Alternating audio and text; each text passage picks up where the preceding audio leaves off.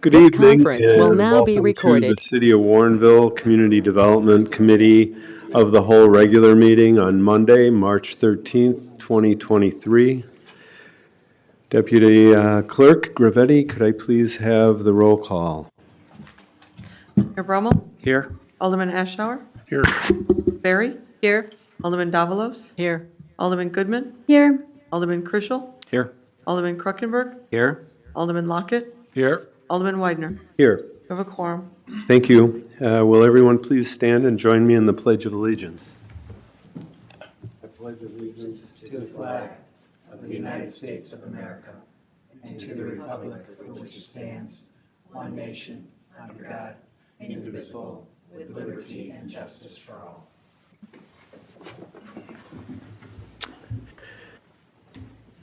Now's the time we set aside for public comments or citizens' comments. I don't believe anyone has signed up for comments this evening, so we can get right to the officials and staff members' comments. Mayor?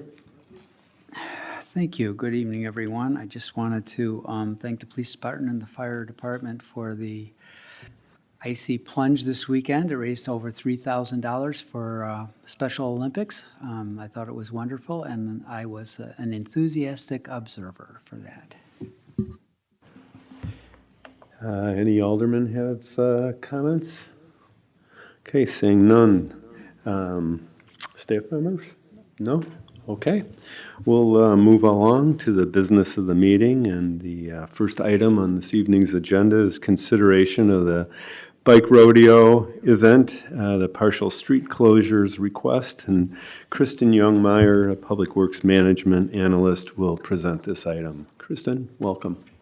Great, thank you, and good evening.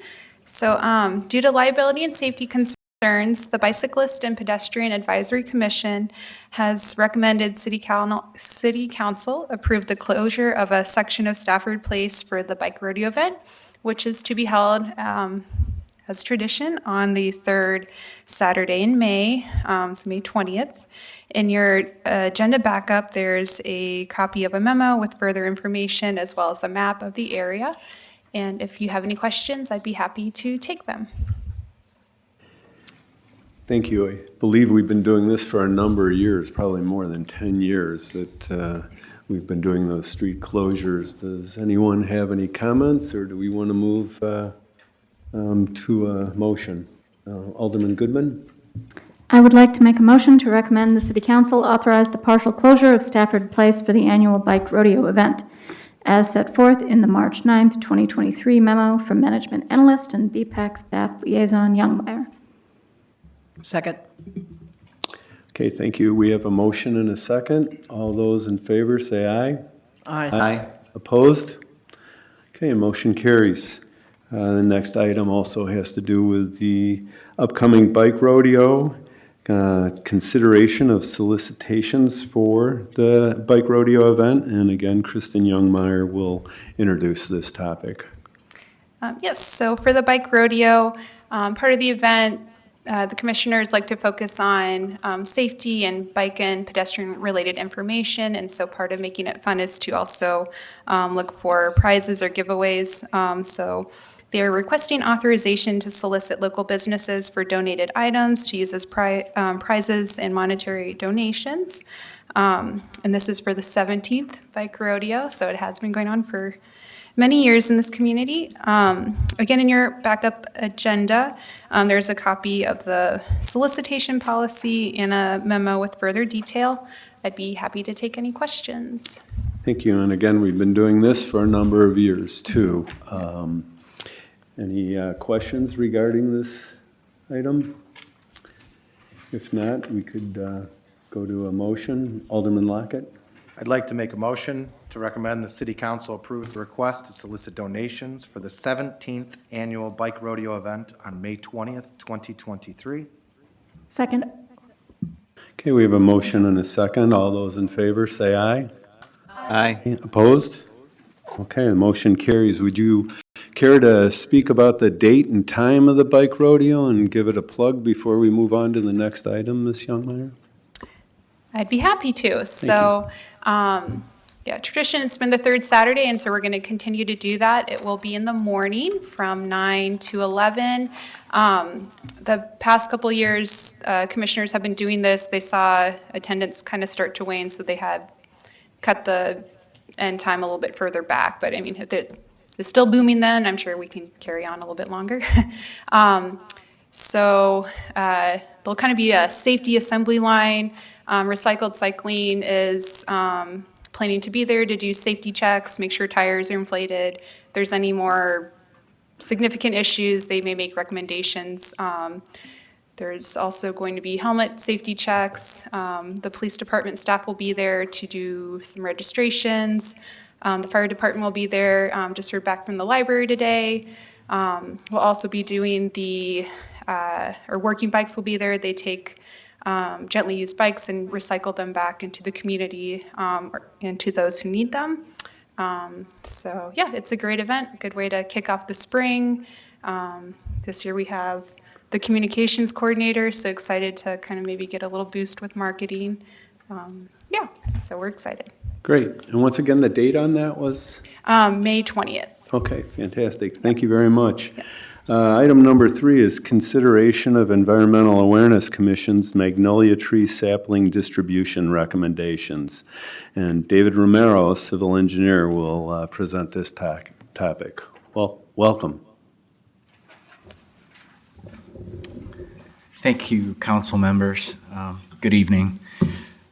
So I'm sure many of you remember that back in March of 2020, there was, at the committee of the whole meeting at that time, proposed for the hiring of a horticulturist to take 100 cuttings of the existing magnolia tree, which is located on the current site of the Warrenville Horizons living facility. And since then, unfortunately, only 50 survived.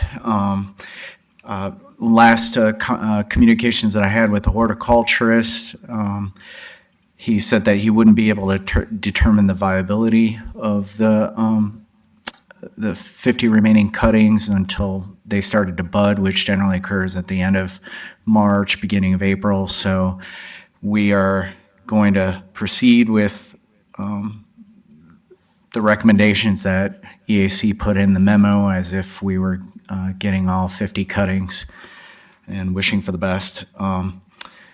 And so in that original proposal, it was anticipated that they would be ready for the 2023 Arbor Day event. They are going to be ready, and then staff requested that EAC could provide some recommendations as far as how they would be distributed to the residents, city, maybe other organizations. And you'll see in your backup material that memo that EAC created. And I'm available to answer any questions if you have some. Thank you. Questions from the council? Alderman Goodman? Is 50 out of 100 a typical result for something like this, or is that a bad ratio? You know, that's a good question. I'm not familiar with the normal practices of the propagations. You know, he seemed, he as in Greg, seemed considerably disappointed by it and felt a little embarrassed, and actually offered to not charge us for the cuttings, but we didn't feel like that was necessary. And so aside from that, I can't really confirm whether that is a good ratio or a bad ratio. So. Okay, and so it seems like there might be some substantial reason to think that not all 50 are going to be viable since they aren't turning out as well as hoped. I would say maybe about last year around this time, they had 50, and so it stayed 50.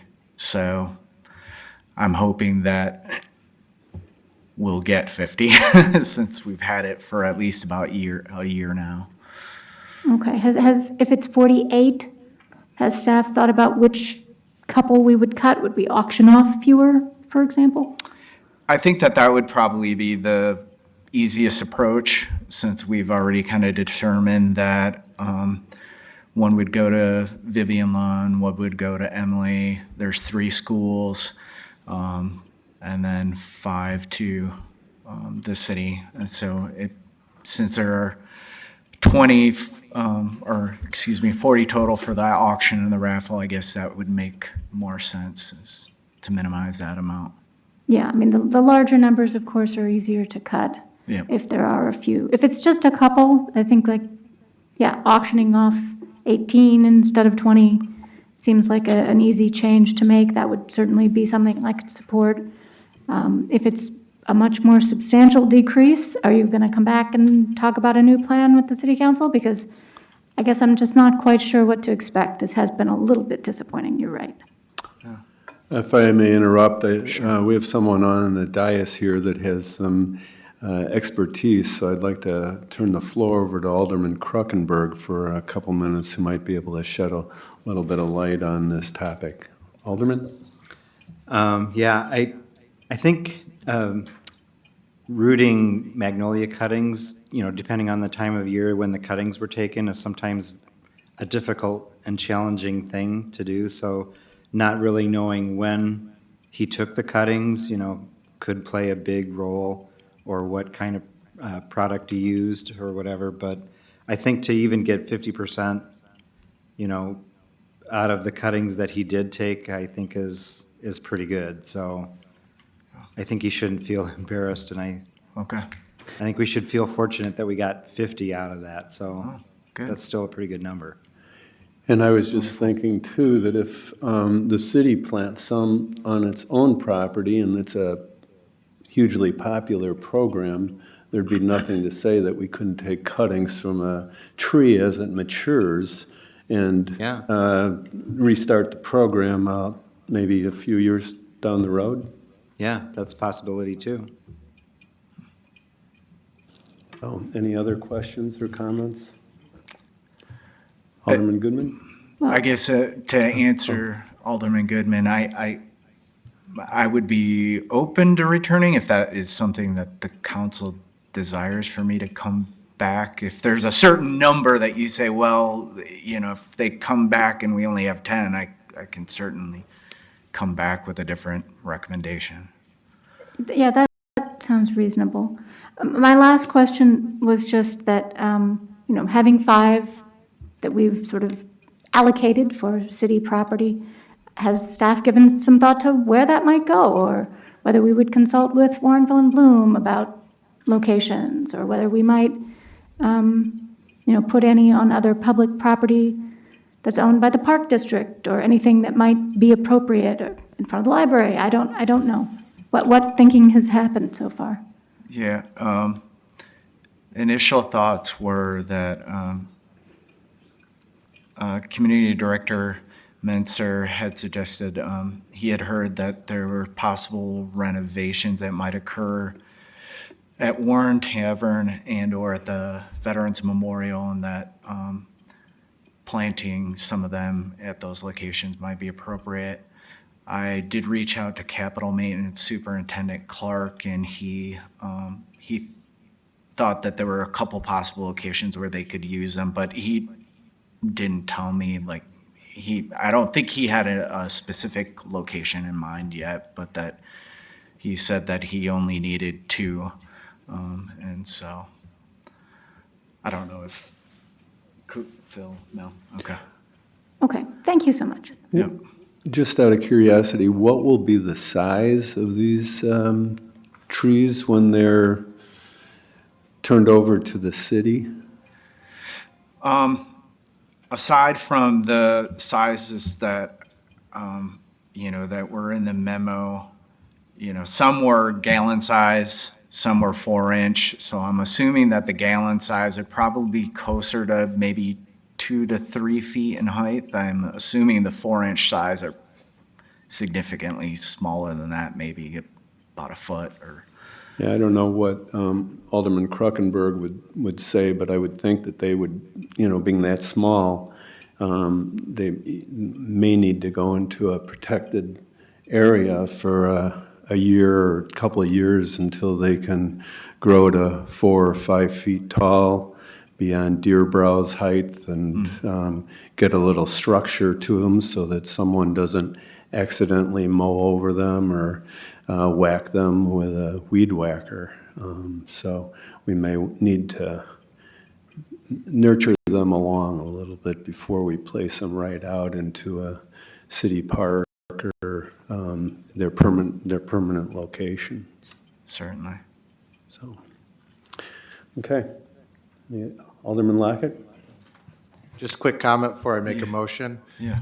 I will guarantee you, though, 2 of those seedlings will live, the one that you give to Emily and the one that you give to Mayor Lund, because they are going to love those trees like nobody's ever loved those trees. I remember clear as day Emily talking about saving that tree. So good on all of you for doing that for her and putting this forward. So with that, I'd like to make a motion that City Council approve the Environmental Advisory Commission recommendations as listed on the March 13th, 2023 EAC memo. Second. We have a motion and a second. All those in favor say aye. Aye. Opposed? Okay, the motion carries. Next item is the consideration the council to order 4 Dodge Durango pursuit vehicles. And Phil Kukler, Public Works Director, will present us with this item. Phil? Thank you and good evening. The environment for ordering vehicles remains challenging for the city. The 4 hybrid Ford Explorers that we had ordered last fall that were supposed to be delivered by mid-January did not come by mid-January, and we just recently found out in February that the Ford's having trouble producing the hybrids. I'm not sure if there's a chip issue or something, but they're having trouble producing those, so our vendor recommended that we switch gears and go to non-hybrid options of the Ford Explorers. So staff made that choice because it seemed like the better option, or the more likelihood we'd actually get the vehicles, and those will cost $2,800 less per vehicle. And those are for the fiscal year 2023 replacements, which are the current fiscal year that's ending here in April. We don't have an estimated delivery date on those, but recently, about a week and a half ago, we received notice that Ford would have an ordering window open up just briefly where we could order Dodge Durango pursuit vehicles. Public Works worked with the police department and the city's vendor that outfits those vehicles to evaluate them, and we made the choice to place the order for the 4 vehicles with the condition that we need to have city council approval and a purchase order within 30 days of that order, which we can meet by this meeting sequence right now. Dodge does not have a hybrid option, so they won't be hybrids, they'll be non-hybrids. Our intent would be that when things get back to normal, or at least whatever normal is going to be for ordering, and the hybrids are actually available through Ford again, that we would return to ordering hybrid Explorers in the future. But staff, both police department and the public works staff, feel that we should maintain our order for the 4 non-hybrid Fords from last year, and then also place an order, have council approve the order for the 4 Dodge Durango vehicles now, and that should get us caught up through fiscal year 24 with police department fleet replacements. So with that, I'd be happy to entertain any questions. Are there questions from the council? Alderman Goodman? I have no objection to the recommendation to buy the vehicles that we can get when the vehicles that we want aren't available. However, I want to express some disappointment in the way that this recommendation was presented to us. I think when staff says we're going to save $2,800 by switching from a hybrid vehicle to a non-hybrid vehicle, that takes a very short-sighted view of what real costs are. I think when we've discussed hybrid cars in the past, for years, staff was not able to answer the question of what the gas costs would be. And I was extremely disappointed to see this here when we calculated at the last discussion of this that each vehicle was going to save the city $4,000 a year per gas, just in gas costs. So when you present it this way, when you say we're going to be saving money so it's not so bad, I understand that we're disappointed we didn't get the hybrid cars we wanted, and you're trying to put a good face on this. But we need to be transparent with people about what city money is spent on. And I'd appreciate it if, going forward, staff took into consideration things that we know we're going to spend money on, like gas costs, and that that's presented in a more transparent way. Thank you.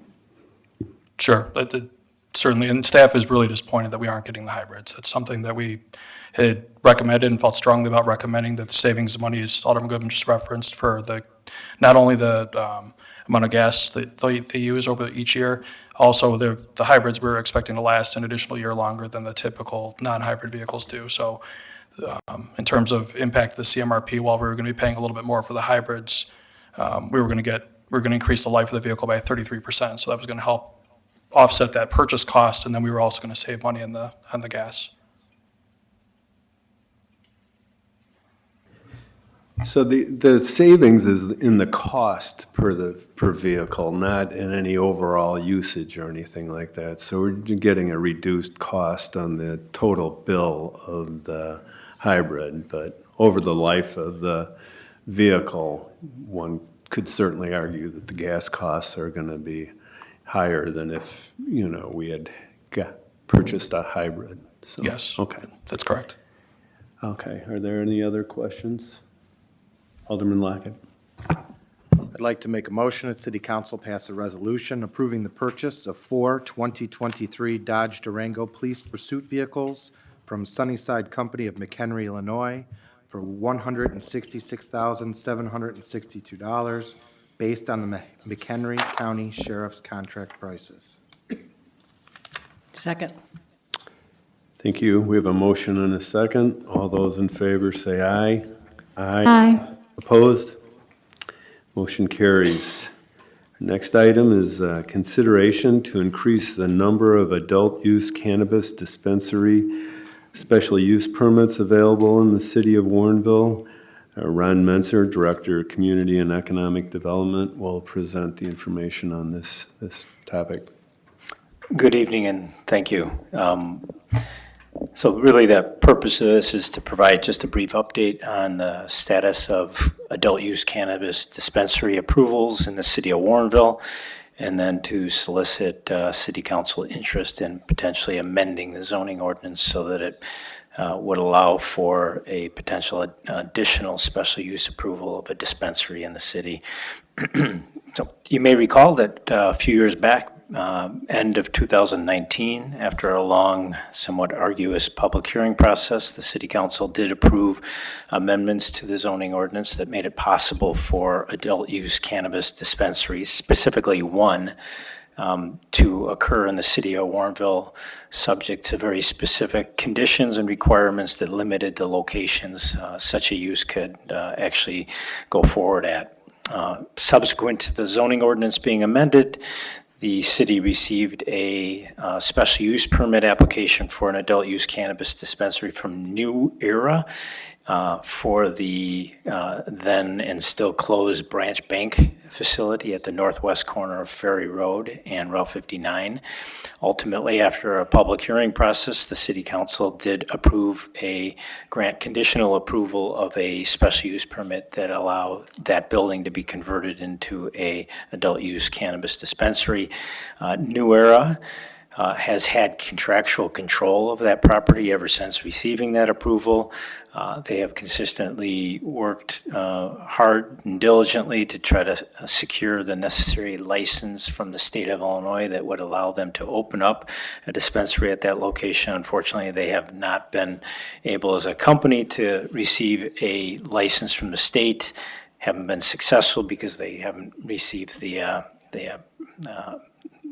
haven't been awarded one through the lottery system that the state ultimately implemented. That being said, they continue to try to find a social equity partner that has received a license to partner with that would allow for that particular property to be used for a dispensary. They're still optimistic in being able to find a partner or actually obtain a license from the state of Illinois that would allow them to move forward and implement a dispensary at that location before the existing special use approval that they have from the city expires in September of this year. In the meantime, the city staff has somewhat regularly received inquiries from other entities that are interested in pursuing the operation of a dispensary in the western suburbs, specifically looking at opportunities in Warrenville. And consistently, those inquiries focus on Cantera as a opportunity that they would like to pursue. Under the current structure of the city's zoning ordinance, the city will only grant approval of a special use permit for one dispensary across the entire community. If you recall back at the time when we went through the process, that was intentional. It was very new at that time, and the city felt that at least part of the discussion was that it made sense to start out slow and see how the whole adult use cannabis dispensaries would roll out, what kind of impact they would have on a community, and therefore we only have one dispensary license available. The reality of it is that since that time, there's been a relatively large number of dispensaries that have opened up in the western suburban area, and from all outward appearances and from talking with law enforcement officials and other municipal colleagues, none of those facilities in the nearby communities anyway are creating any problems, either legal or unnecessary impacts, undesirable impacts on the surrounding properties. So recently, staff met with the City Council's economic development representatives to give them an update on this same information. And during that discussion, it was suggested that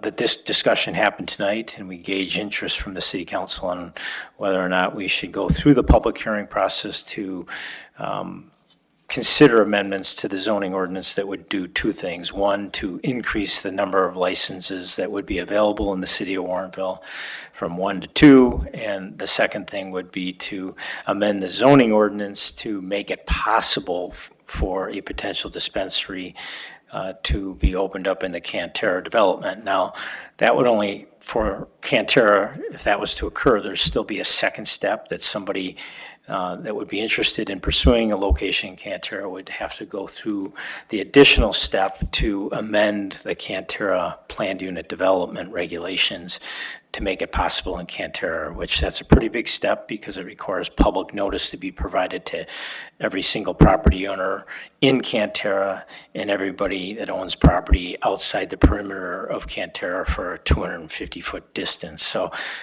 last time we did an amendment to the Cantera regulations, I think there was more than 500 people or 500 property owners that received notice of the proposed amendment to the Cantera regulations. From a staff perspective, based on how these facilities have rolled out in other communities, they all seem, at least all the ones that are nearest to Warrenville, they all seem to be relatively low-key retail-type uses. Each and every one that I've been familiar with, not personally, but driving by, they all look like they're somebody's made a nice investment into the property. They're located in good locations, and they really don't seem to be generating an abnormal amount of traffic and don't seem to have any impact on the character of the area that they're located for. So from the staff perspective, we would be open to and actually encourage the City Council to authorize staff and the Plan Commission to work through the public hearing process. From a practical purpose, right now, the zoning ordinance, even though that we don't have a dispensary because we only have one license and that's been approved to somebody, it basically prevents anybody else from going forward. Even if they do have the state license, they can't really go forward in the city of Warrenville to open up a dispensary. And if we were to amend our zoning ordinance to increase the number of permitted dispensaries from 1 to 2, that kind of stronghold that the current applicant or the current company that has the special use permit approval has on Warrenville would no longer exist. Okay, we're ready to open it up for questions. If anyone has any questions, Alderman Berry? Is there a specific reason why it's potentially located in Cantera? why was it chosen that way? Well, no, the suggestion is to consider amending the zoning ordinance. So number one, we would make it possible for two. There are other locations throughout the community that would qualify, would meet the criteria that we've already established. There's separation requirements from certain other types of land uses. So we could just make that change. It would still prohibit them from being in Cantera with just that single change. But there is consistent and continual interest in opening one in Cantera. Specifically, the area that seems to be most attractive is the area down by the theater. There's the former Bank of America facility at the southwest corner of Davis Parkway and Dio Road that is not being used as a bank facility anymore. Bank of America still has an active lease, but in about a year, that lease is going to expire, and the ownership of that building is looking for some type of new alternative use. And then behind that building on Davis Parkway and Dodge Drive, there was a Masala restaurant, and that building is also a building that's available, and we've received interest from operators that actually have a cannabis license and they would like to go there. So there is interest in Cantera. I think that, proximity to the other restaurant entertainment uses, ease of access off the tollway is attractive.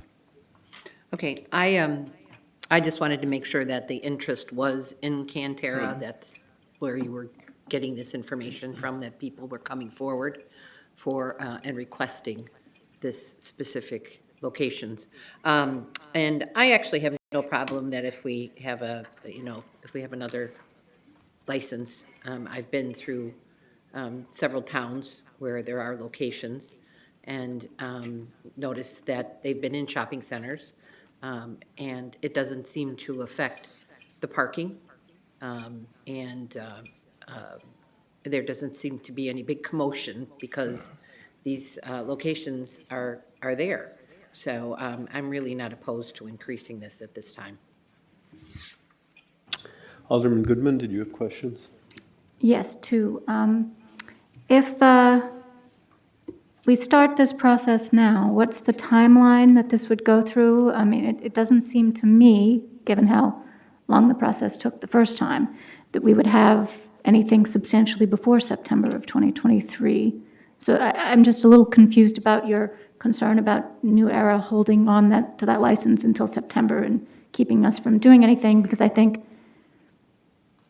my initial guess, please correct me if I'm wrong, is that this process wouldn't be complete substantially before that. Well, part of the process, how long it's going to take is, the amount and significant nature of whatever public input is generated. In general, I think, based on how these have rolled out in other communities, it seems like the worry of the unknown has been reduced. There's still a philosophical concern and objection from some about it, but I think a lot of the discussion that we had was going to be, having some type of criminal activity associated with these, or they were going to generate a lot of parking impacts that would have negative impacts on adjacent properties or other uses in the area, or have negative impacts on the character of the commercial area.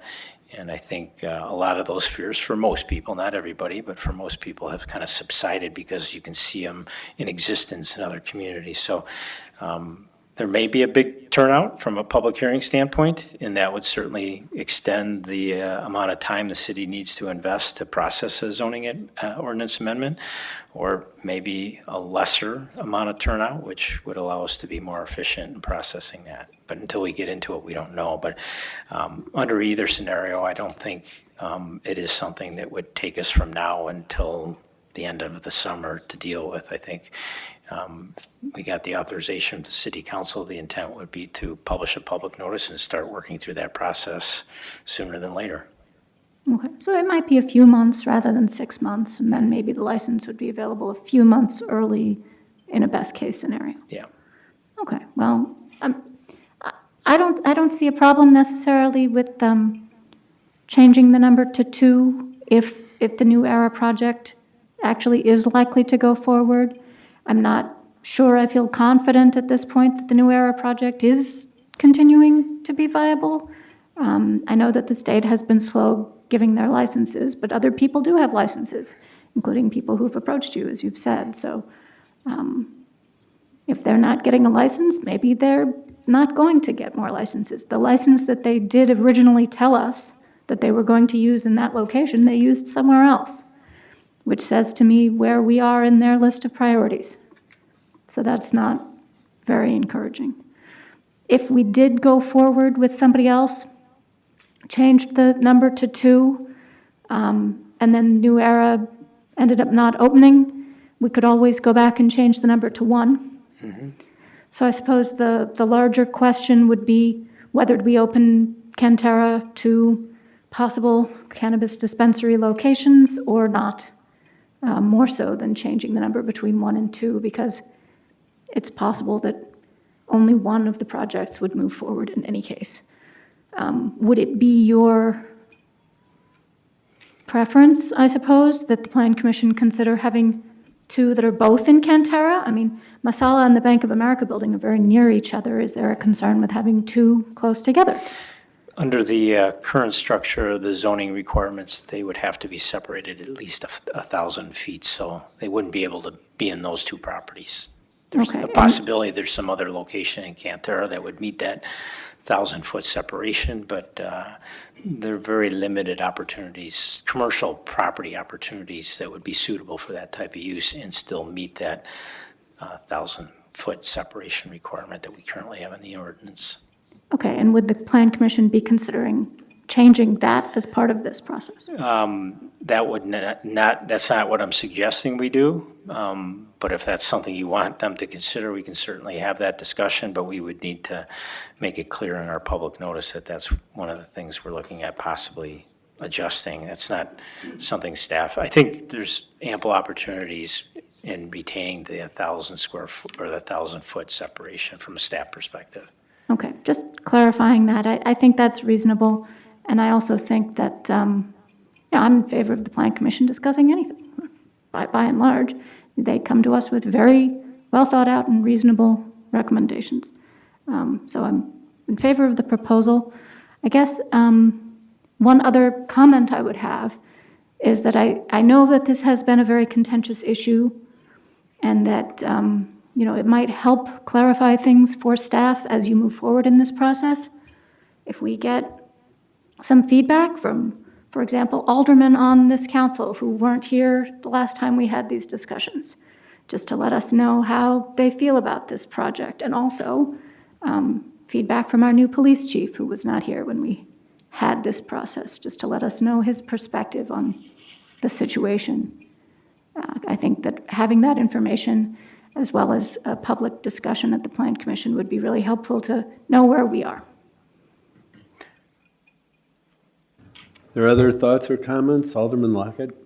Yeah, just a comment. I think it's a good idea to go from 1 to 2, only because it's not intentional. I think that they're holding us hostage. They're being held hostage by the state. They've obviously know how to do the process because they have other licenses.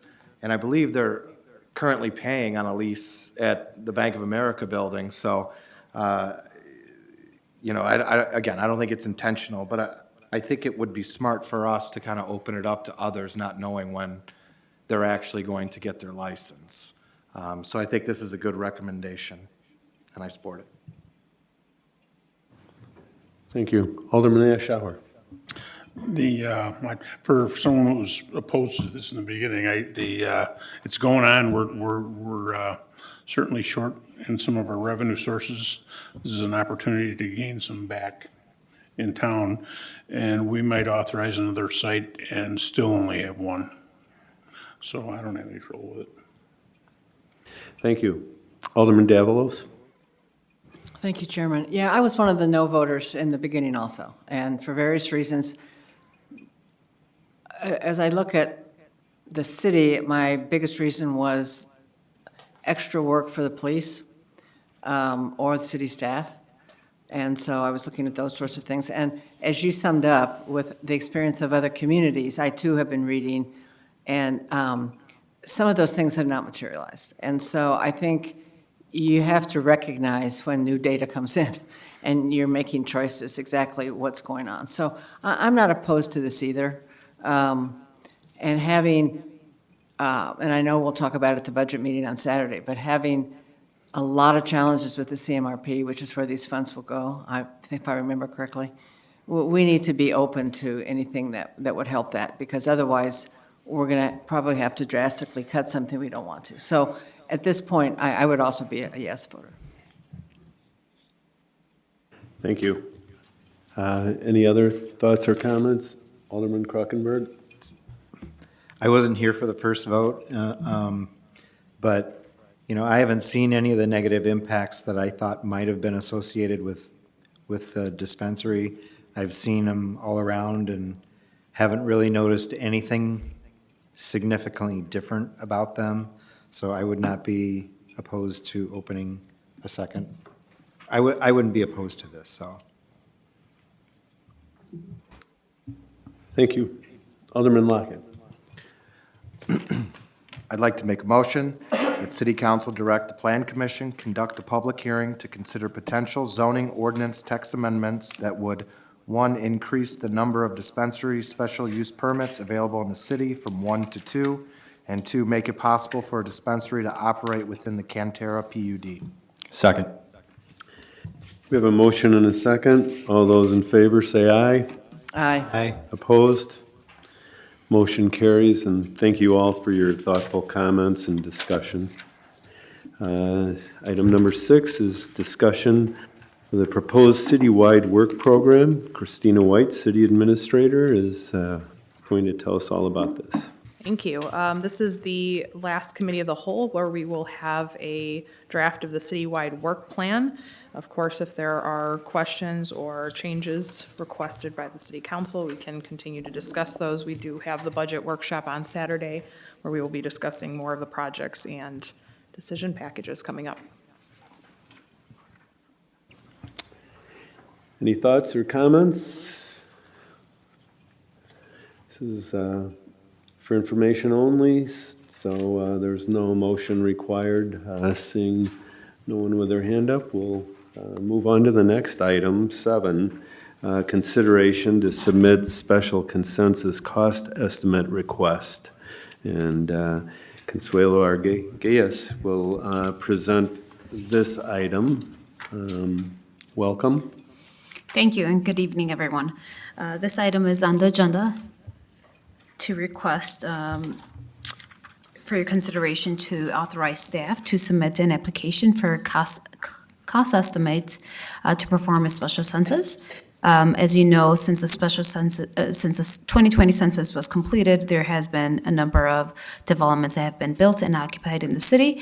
Our request for a special census really comes from that fact that there's been a number of units that have been constructed and occupied since the 2020 census took place. The special census is a separate process, an application that has been before the city council for authorization for staff to move forward with this request. Most importantly, this item was budgeted in the fiscal year 2024 as an item to complete the special census. So the item before you tonight is a request to authorize staff to submit an application. A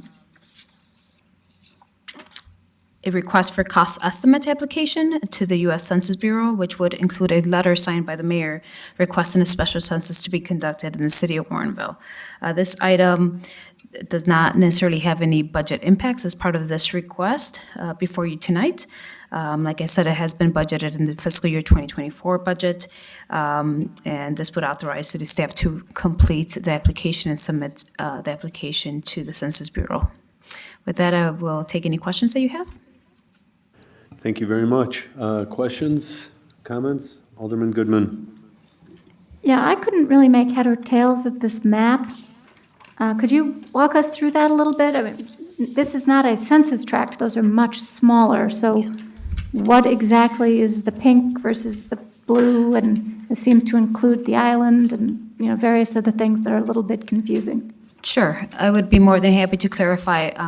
In your packets, you should have received a copy of the special census cost estimates request form. Along with that, there was a special census tract map. That's the title of that exhibit. What that map does show is one complete census tract that falls within the city of Warrenville's boundary, along with contiguous census blocks. So there's a tract that's fully within our municipal boundary line, and also abutting additional contiguous blocks. According to what we interpret as the requirements for special census, they do request that it be one continuous area for the special census. So we are requesting a partial special census to be completed, and we are making the case that for this exhibit to act as the area for the special census to take place, which would include the pink, which was one complete tract that falls within our jurisdiction, and adjacent census contiguous blocks in blue, as you see in that exhibit.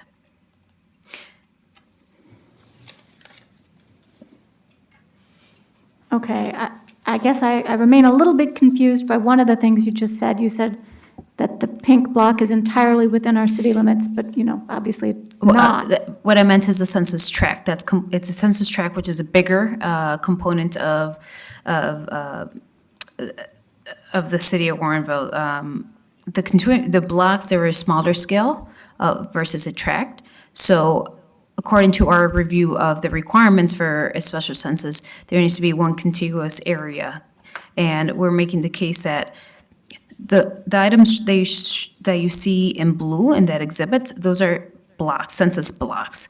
We're making the case that even though they're not contiguous next to each other, the blocks are not, if you include that census block and connect if you include that census tract, which is in pink, you would have one continuous area with the blocks. Okay, so this is in order to sort of save on cost, to do it all in one piece instead of having to make multiple requests in smaller chunks? I remember being told that we are sort of, paying per head or something, and this includes an awful lot of property that isn't where we've had any new building, but if we're trying to... Yeah, so what we're trying to avoid is having to select other tracts, census tracts that are part of the city of Warrenville. If you start, there are multiple tracts that cover the city of Warrenville along with adjacent municipalities, if you are looking just at the census tracts. We're trying to minimize the area for the special census to just the one tract that is fully within our jurisdictional boundary, which is the tract in pink in that exhibit, but also trying to argue to include the adjacent blocks that you see in blue to minimize the cost and not having to conduct a special census on tracts which go beyond, sometimes the additional census, the tracts go beyond our municipal boundary line, not the one in pink that you show in the exhibit. Okay, well, the one in pink does go beyond our city limits because of the island. If I could just maybe clarify just a bit. So in past census, like after the 2010 census, the Census Bureau allowed municipalities to ask for special censuses by census blocks, which are smaller pieces of a census tract. This time around, they said, no, you can't do that. You have to start out with a census tract that's wholly within your community. Now, it can include unincorporated areas that it surrounds, like the island in our case, but the tract can't have boundaries that go outside of your community. The outside boundary has to be entirely within your community.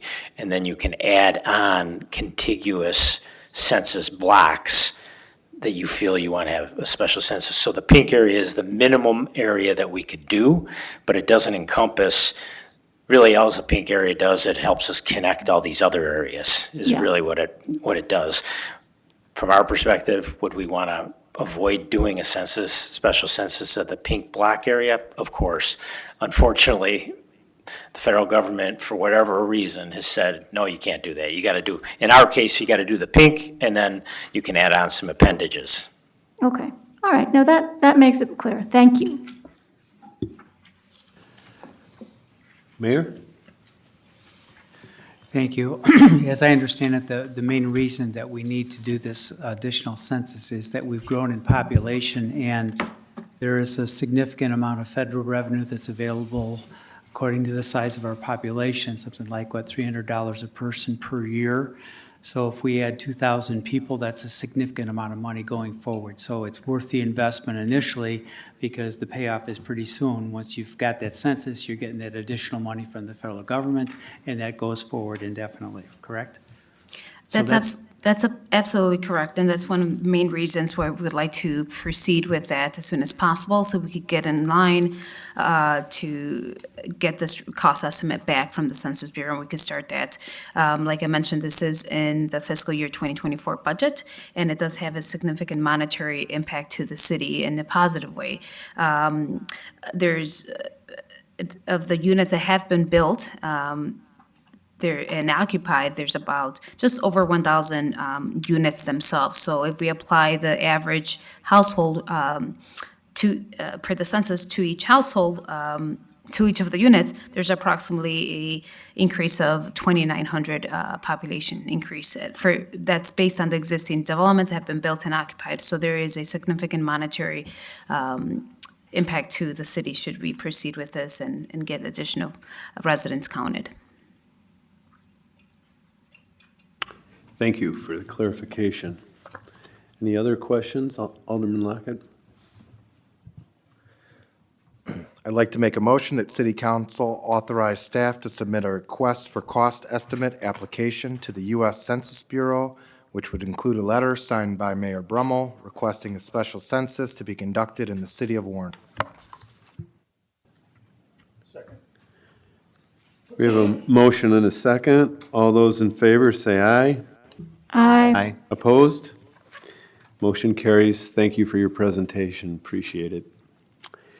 Number 8 is review of actual parking use data for new apartment projects. And again, Director of Community and Economic Development, Director Ron Menser will present this item.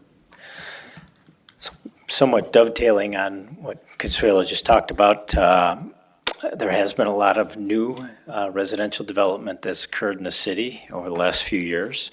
A big chunk of that is tied to or related to the 4 new apartment projects that are now completed and essentially fully occupied in Warrenville. That includes the Wesleyan Apartments down by the theater, the Arden Apartments on the south side of Ferry Road in Cantera, west of Winfield Road, the Warrenville Horizon Project right here at the Batavia Road, Route 56 intersection, and then the Everton Flats Apartments out on Route 59 at the Duke Parkway intersection. In total, those 4 projects have 936 units.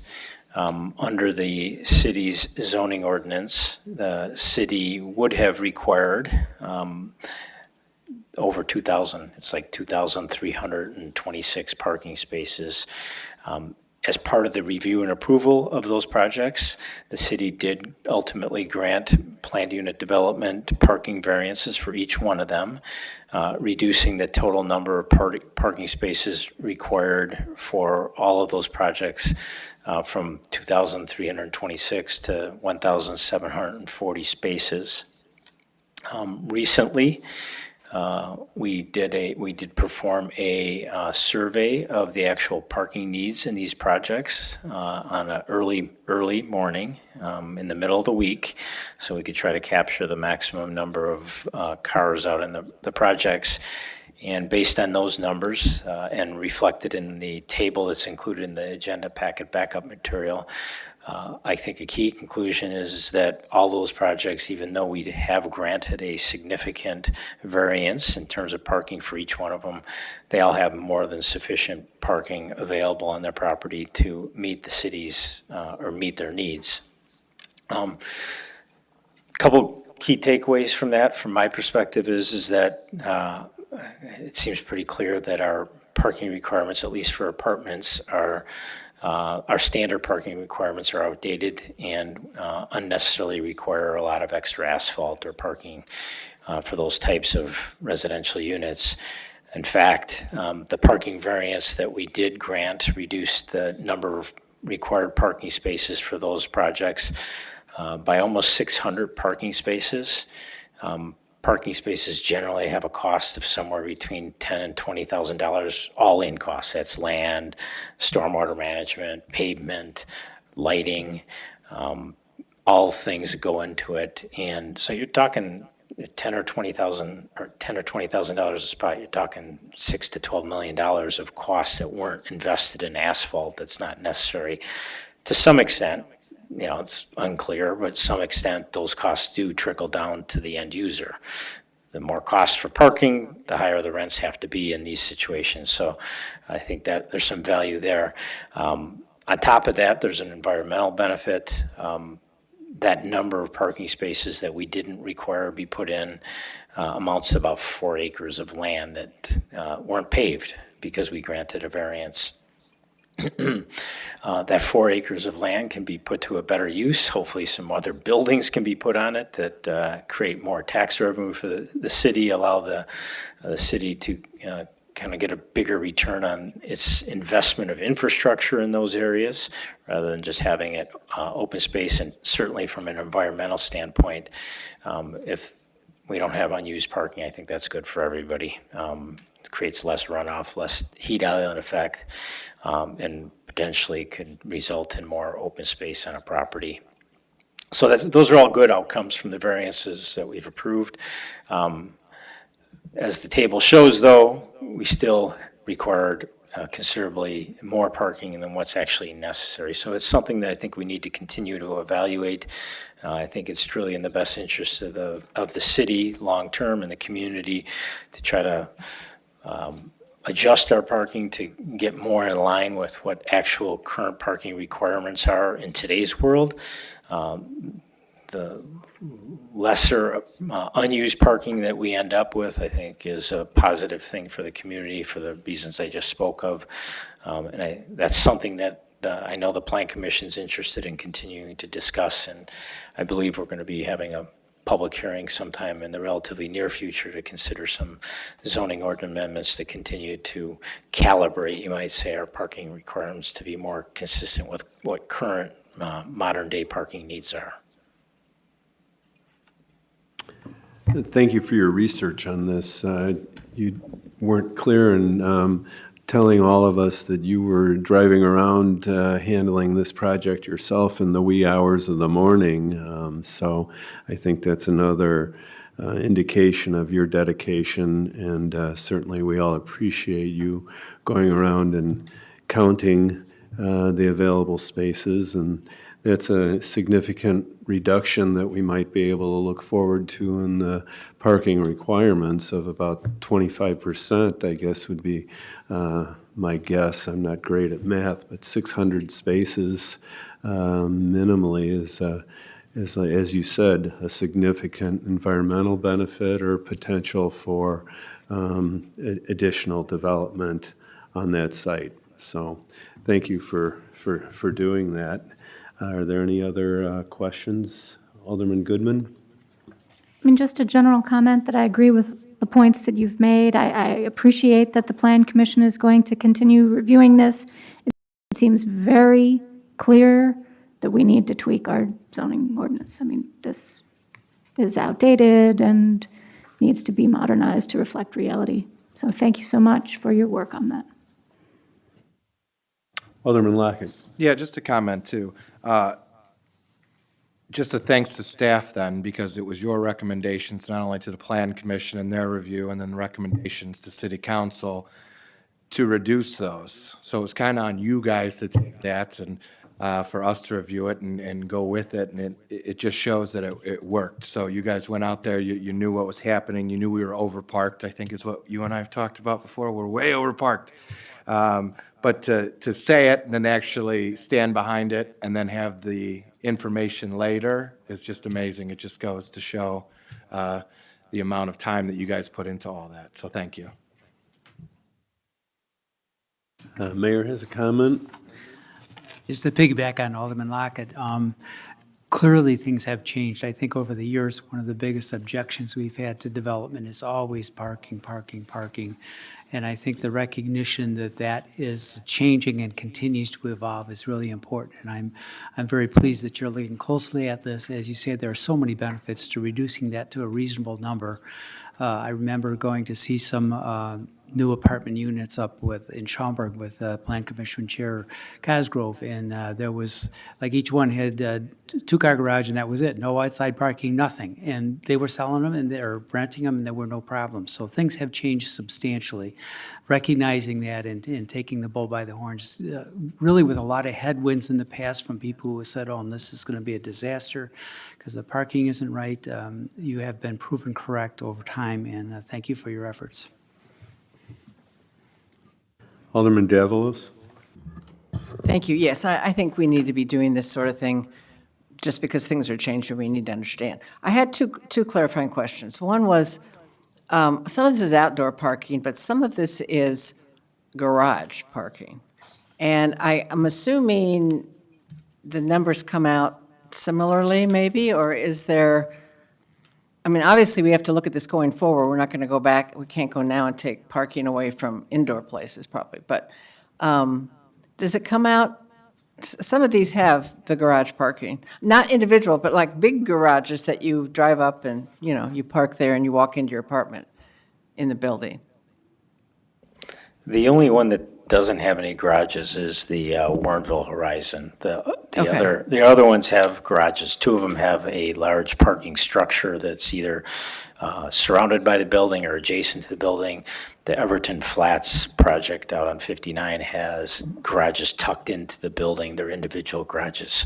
So in coming up with the assessment, let me just say, honestly, we couldn't count the number of cars in garages. So we contacted the leasing agents for each development, and we asked them how many. Anybody that's going to park inside has to lease a space. It doesn't come with the rent, so you have to pay extra to lease a space. Okay. So we basically found out how many spaces in the garages were leased, and we assumed that they were all occupied when we did these numbers. It's very possible that some of those people didn't. It wasn't the weather wasn't bad at the time. People might not park in the garage. He parked out somewhere outside that was more convenient to the location of their entrance doors. But so I think that's just, the calculations are kind of assuming worst case scenario that all the spaces that were leased inside the garages were full. Okay, so then if we go back to the outside parking, in the people you talked to, there was always enough parking for somebody having guests or a party or somebody coming for Christmas, or, I mean, Yeah, they weren't running into any shortages. No, there was a lot of surface parking that was Great. still available. The night, the early morning that I counted them recently. And I would say, just it's not parking, but I ran across a Warrenville police officer in two different developments at 2:00 in the morning. So more power to the city of Warrenville. They were Yeah. patrolling diligently that evening, Yeah. or that morning. Absolutely. Okay, thanks. Thank you. Any other questions? If not, I'd appreciate a motion on this. There's no motion? Oh, okay, sorry about that. Okay, we're on to item number 9, which is to review and file the Community Development Department fiscal year 2023 work program update. Are there any questions or comments regarding that? Alderman Goodman? One little question, thank you. T16 is listed as still expecting completion by the end of fiscal year 23, even though it hasn't been started yet. Is that really when we're still expecting completion? No, that's a mistake. Okay. I didn't think so. It's hard to put a date on that one. It is. Yeah. We're committed to, in the next few weeks, continuing the discussions with Votel ownership, but we certainly won't be in a position to have it done by the end of the year. Okay, I didn't think so. End of the fiscal year, that is. Yeah. Thank you. Okay, if we're no other questions or comments, we'll review and file that report. Item number 10 is to review and file the Economic Development Activity Report. Are there any comments or questions regarding that item?